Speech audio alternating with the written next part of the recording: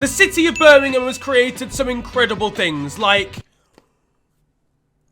The city of Birmingham has created one incredible thing over the last 12 months, and that is the unexpected point-getting juggernaut that is Aston Villa. Under Unai Emery's leadership, the claret and blue side have been transformed from a club looking over their shoulder at the bottom three to a side genuinely involved in a title battle. But just how good are Aston Villa, and can they really win the Premier League? Aston Village. If you mention Jack Grealish and a Villa these days, you probably have more chance of seeing him on Love Island. Fancy seeing you here. Once upon a time, of course, the £100 million man was dragging Aston Villa to Premier League safety with his calves alone and was attracting the interest of some of the biggest clubs in the country and across Europe. He'd of course join Manchester City and win himself a treble, including a Premier League. I doubt he thought he'd be battling alongside his former club for the title this season, as Aston Villa currently sit third in the league, joint on points with Liverpool and only one off top of the table, Arsenal. They're currently top of the form table and would be top of the league entirely if the first game week of the season didn't exist. If my grandmother had wheels, she would have been a bike.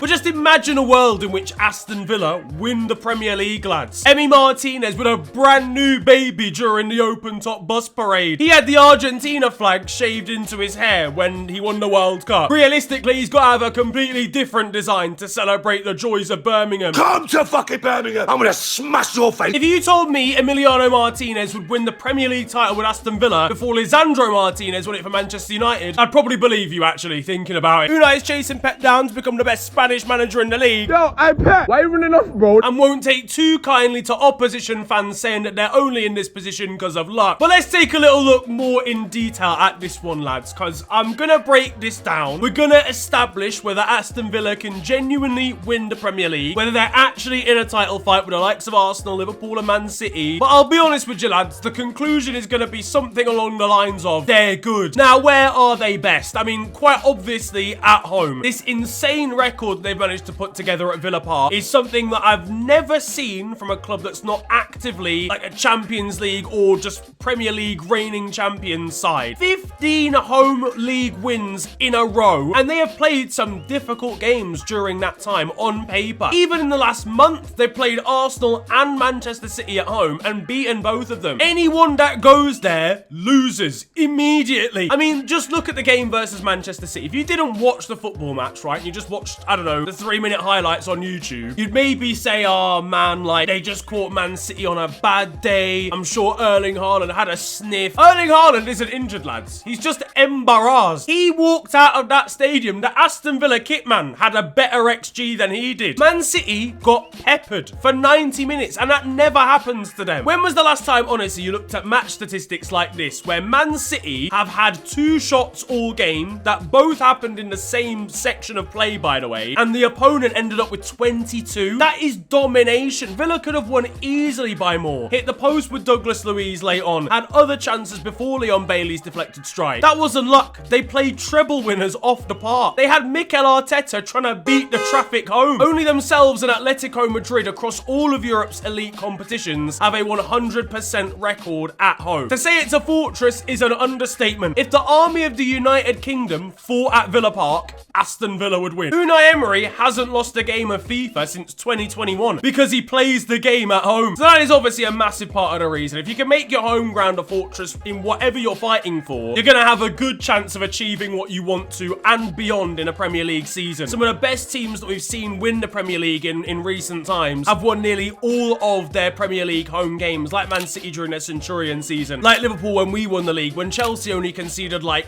6 goals all year. And if we take a look at the table, the home table, if you like, they are unsurprisingly top of it with a perfect record and an insane goal difference as well. And if we take a look at another table as well, and that's the calendar year table, you'll see that this isn't a new phenomenon. They haven't just suddenly become good. They have 81 points across 2023, both from the second half of last season and the first half of this one. These lot have been good for a while now. Only Man City sit above them and just 6 points clear on 87. They've been better than Liverpool, Arsenal, Tottenham, Manchester United, Newcastle throughout this calendar year. These lot are serious. And that's been through a few things. A, some of the players that were, performing kind of badly under Steven Gerrard, now turning into actual stars. Ollie Watkins this season is ridiculous. I know it's getting talked about a lot. I know he's bagging us all FPL points, but 9 goals and 6 assists from 17 Premier League games. I mean, that is 15 goal contributions in 17. That is solid, whoever you are, whatever team you're playing for. He's actually a well-rounded striker as well. His goals have a lot of variety to them. One thing I've always been a little bit worried about with England, if we're going to win tournaments in the future, A, is Gareth Southgate, but B, more importantly, we've got a lot of ability and a lot of younger players. What's seeming like it's going to become a golden generation, but a lot of it's either in central midfield, out wide, or arguably at the back. If you look at the under 21 age bracket, as far as England's strikers are concerned, there's not a natural heir to the Harry Kane throne. It's like shopping at Lidl, not Tesco. Again, lots of really good young wide players, even outside of the current England setup, like the under 21s, for example. You got Samuel Illing Jr., who's gone off and played for Juventus, Jamie Bino Gittins, who plays for Dortmund, Noni Madueke, people like Harvey Elliott and Cole Palmer can play out there too. And that's even below the current stars like Bukayo Saka, Phil Foden, Jack Grealish. But lads, I'm being honest, I'm telling you now, strikers-wise, it's not looking good. What I'm trying to say though is when he moves on, retires from international football, there's not someone that's keyed in that can step up to the plate. The way Ollie Watkins is playing right now, he could step up to the plate. He's been helped as well by a resurgence from Leon Bailey. Finally seeing him playing like the promise that he showed at Bayer Leverkusen. And Moussa Diaby, what a player. He's the best football player in the world. I loved this guy. I loved him at Bayer Leverkusen. I really wanted Liverpool to sign him. In the end, around a similar time, we signed Luis Diaz, who's turned out to be incredible either way. But Moussa Diaby is a baller. And the rest of their recruitment's been banging as well. Yuri Tielemans on a free transfer. Boubacar Kamara is sick. I know he just slapped someone, but he is actually a very, very good defensive midfielder. Pau Torres has come in and been great at centre-back, though he kind of always knew that was going to happen. Combine that with some good underrated players that have been performing well for a while, but under the radar, like your Ezri Konzas, Douglas Luiz's, a return to form for John McGinn, and suddenly this Aston Villa team looks very, very good indeed. You know what else I really like about Aston Villa? They actually play good football as well. When Jurgen Klopp burst onto the scene, he coined the phrase rock and roll football, and we loved it. We lapped it up because that's kind of what it was. It was like ADHD, but in the form of sport. And the media are giving loads of credit to Ange Postecoglou at Tottenham for playing a similar style, not caring who he's playing, he's going to attack either way. That's exactly what Aston Villa do. They play really exciting, really fast-paced football, and they score a lot of different types of goals as well. They're cooking, they're exciting, they play a mad high line, not just one line like Tottenham, but also going forward, they're so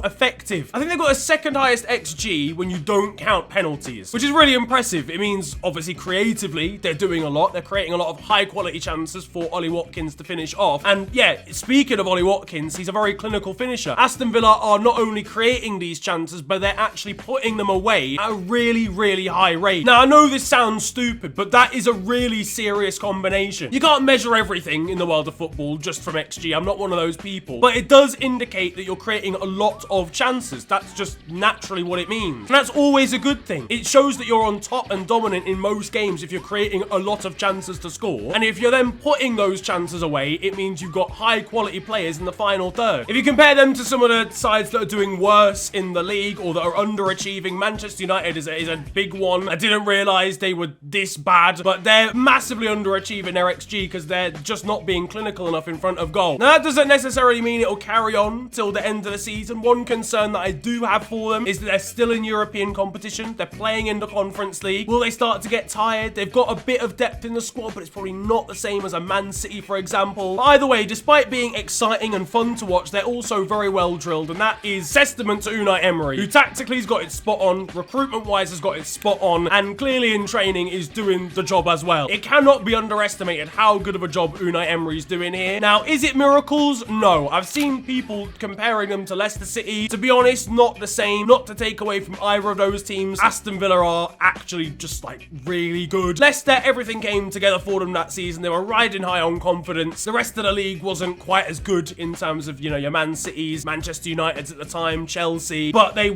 definitely deserve to win the league. Aston Villa are doing it in a different way right now. Now, you'll also notice I've gone through this entire video without talking about Unai Emery in relation to Arsenal. Things did not work out for him in North London, but sometimes it's just not meant to be. It doesn't align together. And he's proven himself in the rest of his track record in Spain and Sevilla and Villarreal. And now, of course, here at Aston Villa too. Meanwhile, Mikel Arteta's taken over at Arsenal, and now they're battling each other for a Premier League title. But what do you make of this crazy season for Villa? Do you think they're genuine title contenders? Because for me, the way they're playing, if they can keep it up, they genuinely deserve to be here. If you enjoyed though, feel free to slap a like on the video, and of course subscribe if you're new to the channel. You can also follow me on social media. It is at @theofficialfng on Twitter, Insta, and on TikTok. But it's been a pleasure ranting at you guys today. Have a wonderful day, enjoy yourselves, and goodbye.